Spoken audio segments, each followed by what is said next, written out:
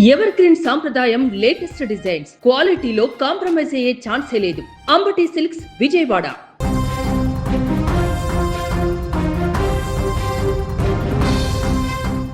తమిళనాడులో TVK party ప్రభుత్వ ఏర్పాటుకు రంగం సిద్ధమైంది. మద్దతుకు కాంగ్రెస్ సహా పలు పార్టీలు విజయ్కు సపోర్ట్ ప్రకటించడంతో మ్యాజిక్ ఫిగర్ 118 దాటే అవకాశం స్పష్టంగా కనిపిస్తుంది. దీంతో మద్దతుదారుల లిస్టును సాయంత్రం గవర్నర్కు విజయ్ సమర్పించబోతున్నారు. బల నిరూపణ చేసుకున్న తర్వాత అంటే రేపు లేదా ఎల్లుండి సీఎంగా విజయ్ ప్రమాణ స్వీకారం చేసే అవకాశం కనిపిస్తోంది. ఇక ఇప్పటికే తమిళనాడు ఎన్నికల్లో టీవీకే 108 స్థానాల్లో గెలిచింది. విజయ్ 2 చోట్ల విజయం సాధించడంతో ఒక చోట రాజీనామా చేయాల్సి రావడంతో ఆ సంఖ్య 107కు పరిమితమైంది. ఇక కాంగ్రెస్ మద్దతుతో 5 సీట్లు, సిపిఐ సిపిఎం మద్దతు ఖరారైతే 4 సీట్లు, ఎంఎంఎంకే 1 సీటు, పీఎంకే 4 సీట్లు, పీసీకే 2 సీట్లు. ఇలా అంతా సవ్యంగా సాగితే విజయ్ పార్టీ బలం 123కు చేరే ఛాన్స్ ఉంది. ఇది ఇలా ఉంటే విజయ్కు మద్దతు ఇచ్చేందుకు అన్నాడీఎంకే పార్టీలో ముసలం మొదలైంది. ఆ పార్టీలో 2 వర్గాలుగా విడిపోయి ఒక వర్గం విజయ్కు మద్దతు ఇవ్వాలని, మరో వర్గం ఇవ్వొద్దంటూ ఆందోళనకు దిగడంతో ఆ పార్టీలో చీలికలు వచ్చే అవకాశం స్పష్టంగా కనిపిస్తోంది.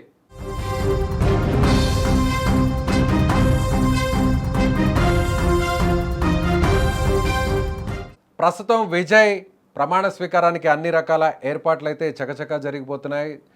చెన్నై మహానగరంలోని చెన్నై సెంట్రల్ ప్రాంతంలో ఉన్నటువంటి జవహర్లాల్ నెహ్రూ ఇండోర్ స్టేడియంలో ఈ ఏర్పాట్లన్నీ కూడా ప్రస్తుతం నడుస్తున్నాయి. అయితే ఇప్పుడు విజయ్ గవర్నర్ను కలిసిన తర్వాత విజయ్కు ఏ పార్టీ సపోర్ట్ చేస్తుంది, విజయ్కు సపోర్ట్ చేసేటువంటి ఎమ్మెల్యేల వివరాలు కూడా బయటకు వచ్చే అవకాశం ఉంది. అయితే ప్రస్తుతం కాంగ్రెస్ పార్టీ మాత్రం అఫీషియల్గా విజయ్కి సపోర్ట్ చేస్తున్నట్టుగా ప్రకటించింది. ఇప్పటికే కాంగ్రెస్ పార్టీ వద్దన్నటువంటి 4 ఎమ్మెల్యేలు 5 మంది ఎమ్మెల్యేలు విజయ్కి సపోర్ట్ చేసేటువంటి అవకాశం చాలా స్పష్టంగా కనిపిస్తుంది. ఎందుకంటే ఇప్పటికే ఆ పార్టీకి సంబంధించినటువంటి జాతీయ నాయకులు కేసీ వేణుగోపాల్ కూడా నిన్న మాట్లాడినటువంటి సందర్భం తర్వాత చెన్నైలో ఉన్నటువంటి తమిళనాడు విభాగానికి సంబంధించి కాంగ్రెస్ పార్టీకి సంబంధించిన ఎమ్మెల్యేలు ఇవాళ సమావేశం నిర్వహించి అవుట్రెట్గా విజయ్కి సపోర్ట్ చేస్తున్నట్టుగా కూడా ఒక ప్రకటన చేశారు. అలాగే జాతీయ స్థాయిలో ఆ పార్టీకి సంబంధించి కూడా అఫీషియల్గా ఒక లేఖను కూడా రిలీజ్ చేసింది. ఆ లేఖలో విజయ్కి సపోర్ట్ చేస్తున్నట్టుగా, అలాగే తమిళనాడులో ఉన్నటువంటి ప్రజల ఆకాంక్షకు తగ్గట్టుగానే తాము ఈ మద్దతు ఇస్తున్నట్టుగా టీవీకే పార్టీతో పొత్తు పెట్టుకుంటున్నట్టుగా ఆ లేఖలో స్పష్టం చేసింది కాంగ్రెస్ పార్టీకి సంబంధించినటువంటి ప్రతినిధి బృందం. అయితే ఆ లేఖలో కూడా మరో అంశాన్ని కూడా చెప్పడం జరిగింది. అంటే ఇప్పటి వరకు కాంగ్రెస్ పార్టీ డిఎంకేతో దాదాపుగా కొన్ని సంవత్సరాల పాటు కలిసి ప్రయాణం చేసింది. గత ఎన్నికల్లో కూడా డిఎంకేతో కలిసి పోటీ చేసి ఇప్పుడు ఈ స్థానాలని గెలుచుకోగలిగింది. అయితే ఇప్పుడు డిఎంకేకు కట్టి చెప్పి ఇప్పుడు టీవీకేతో కొత్త ప్రయాణం చేస్తున్నటువంటి నేపథ్యంలో ఆ లేఖలో కూడా మరొక విషయాన్ని, మరొక పాయింట్ని రేస్ చేస్తూ కూడా చెప్పింది. ఆ పాయింట్ ఏంటంటే కేవలం ఈ సపోర్టు ఇప్పటికి పరిమితం కాదు, రాబోయేటువంటి స్థానిక ఎన్నికలు, పంచాయతీ ఎన్నికలు, రాజ్యసభ ఇలా తరువాత జరిగేటువంటి తదుపరి ఎన్నికలన్నిటికీ కూడా కాంగ్రెస్ పార్టీ టీవీకే పార్టీతో సపోర్ట్లో కొనసాగుతుంది అనేటువంటి విషయం చెప్పింది. అంటే ఇక కాంగ్రెస్ పార్టీ కొత్త దోస్తును తమిళనాడులో ఎంచుకుంది. అది విజయ్కి సంబంధించినటువంటి టీవీకే పార్టీ.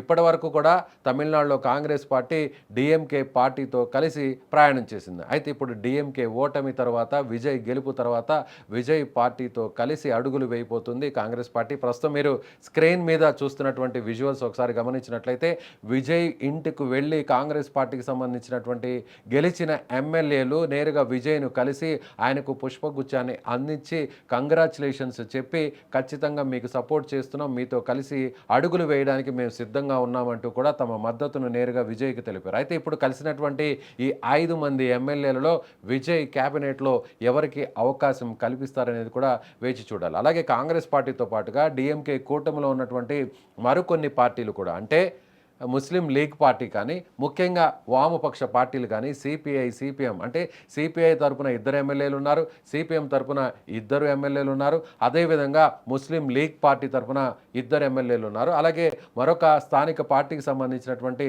మరొక ఎమ్మెల్యే కూడా ఉండడంతో దాదాపుగా ఇప్పుడు విజయ్కు మొత్తం లోకల్గా ఉన్నటువంటి అన్ని పార్టీల మద్దతు వస్తున్నటువంటి నేపథ్యంలో విజయ్ బలం ఇప్పుడు 108 నుంచి 123కు పెరుగుతున్నట్టుగా చాలా స్పష్టంగా కనిపిస్తుంది. అయితే కేవలం అఫీషియల్గా కాంగ్రెస్ పార్టీ లేఖను రిలీజ్ చేయడం, కాంగ్రెస్ పార్టీకి సంబంధించినటువంటి ఎమ్మెల్యేలు విజయ్ని నేరుగా కలిసి తమ సపోర్ట్ని తెలిపినటువంటి నేపథ్యంలో మిగిలినటువంటి క్యూ లైన్లో ఉన్నటువంటి ఎమ్మెల్యేలు అంటే ఇతర పార్టీలకు సంబంధించినటువంటి ఎమ్మెల్యేలు విజయ్తో కలిసి ప్రయాణించడానికి సిద్ధంగా ఉన్నారు. సో వారికి సంబంధించినటువంటి జాబితా విజయ్ గవర్నర్కు సంబంధించినటువంటి ఇచ్చే లేఖలో స్పష్టమయ్యేటువంటి అవకాశం కనిపిస్తుంది. సో మీకేమనిపిస్తుంది? విజయ్ ఇక సీఎం కావడం, ప్రమాణ స్వీకారం చేయడం తదుపరి కార్యక్రమంగా మిగిలే ఉంది, ఇక లాంఛనంగా జరగాల్సినటువంటి కార్యక్రమం మిగిలే ఉంది అనిపిస్తుందా? సో విజయ్ ఇప్పుడు ఇక అన్నా డిఎంకేతో కలుస్తారా?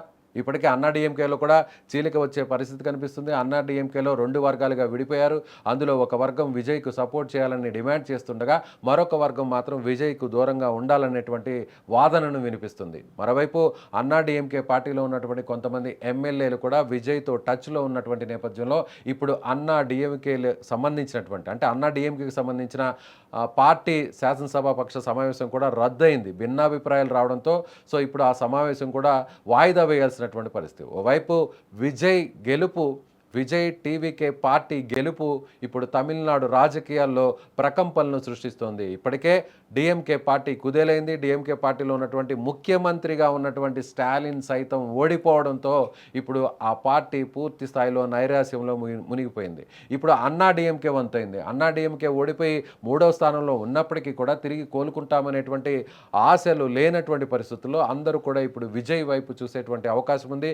వీరందరూ కూడా విజయ్ వెనక నడిచేటువంటి పరిస్థితులు కనిపిస్తున్నాయి. సో మీకేమనిపిస్తుంది? విజయ్ భవిష్యత్తు ఎలా ఉండబోతుంది? విజయ్తో కలిసి నడవడానికి ఏ పార్టీలు ముందుకు ఇంకా రాబోతున్నాయో మీ అభిప్రాయాన్ని కామెంట్ చేయండి.